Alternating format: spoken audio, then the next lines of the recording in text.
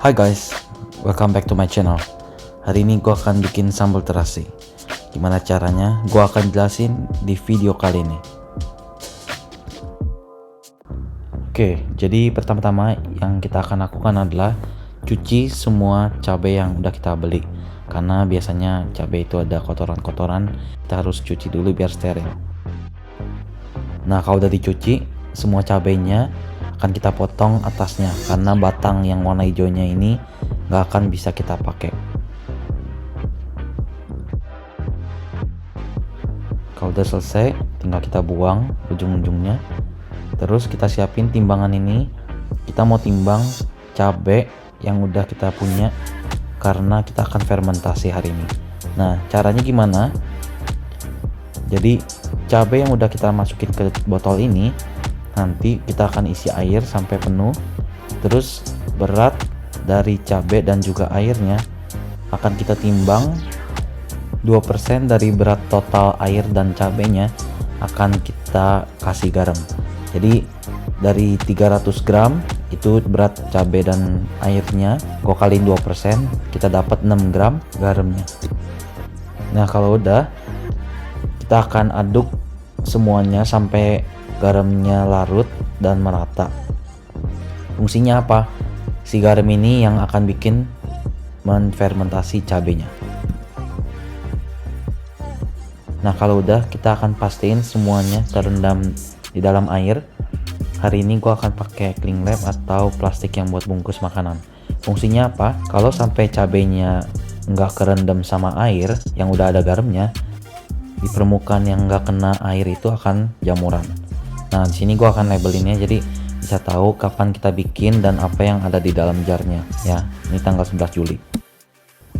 Kalau udah, kita akan simpen di room temp atau di suhu ruangan selama 3 atau 4 hari. See ya in 3 days.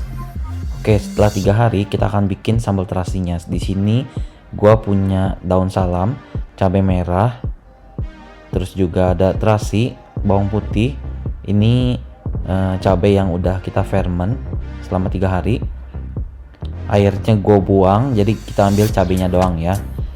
Terus berikutnya ada daun jeruk. Ini 1 tomat yang kita pakai.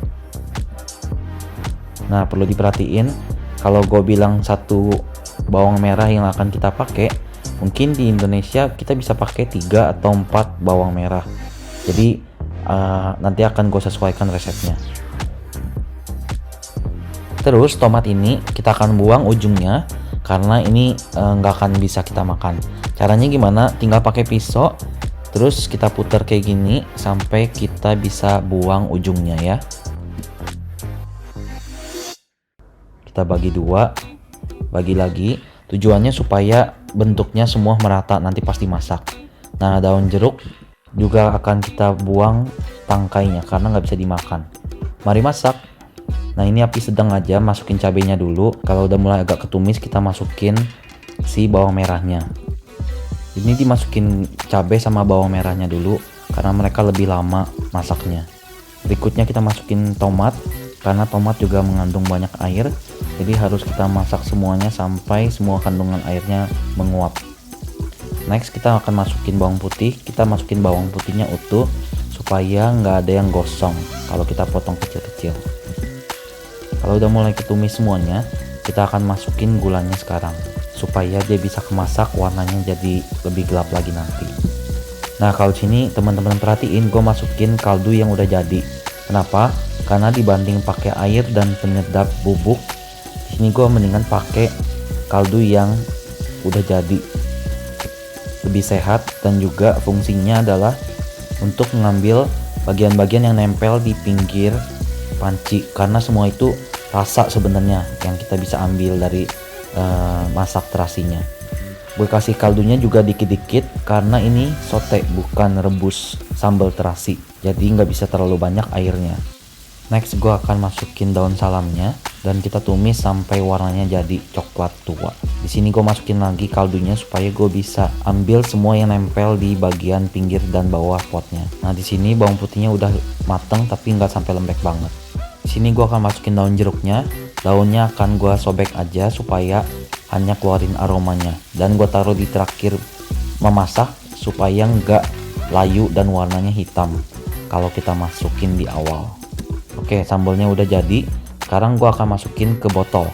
Karena gua nggak punya ulekan, jadi gua hari ini akan blender si cabe atau sambal terasinya. Bisa dilihat ya, warnanya coklat. Ini karena semua yang kita masak itu udah caramelization.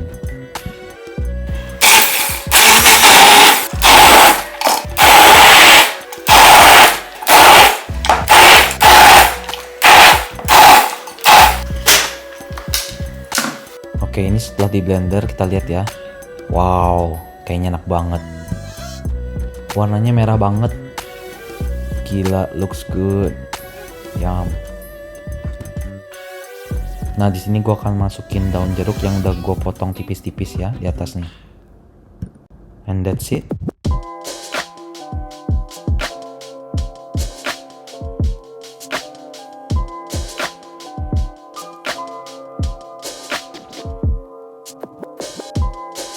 Lihat guys, ini sambal terasi yang udah gue bikin.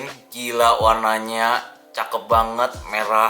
Nggak sabar pengen gue santap sekarang juga. Biasanya kalau gue makan sambal terasi kayak gini, paling enak pakai apa? Kalau nggak ayam, tahu goreng. Kita cobain. Lihat. Mantap.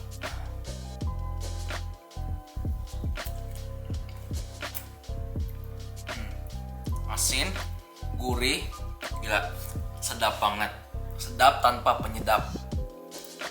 Soalnya gurihnya tuh dari si terasi sama cabai yang udah gue ferment selama beberapa hari. Nah, gue bilang nggak pakai penyedap karena gue cuma pakai kaldu dari kaldu yang gue beli udah jadi punya. Tapi kalau mau bikin kaldu sendiri pakai tulang ayam atau tulang sapi atau bahkan cuma sayur-sayuran doang, itu bisa banget. Jadi kita punya gurihnya natural. Pengen coba lagi.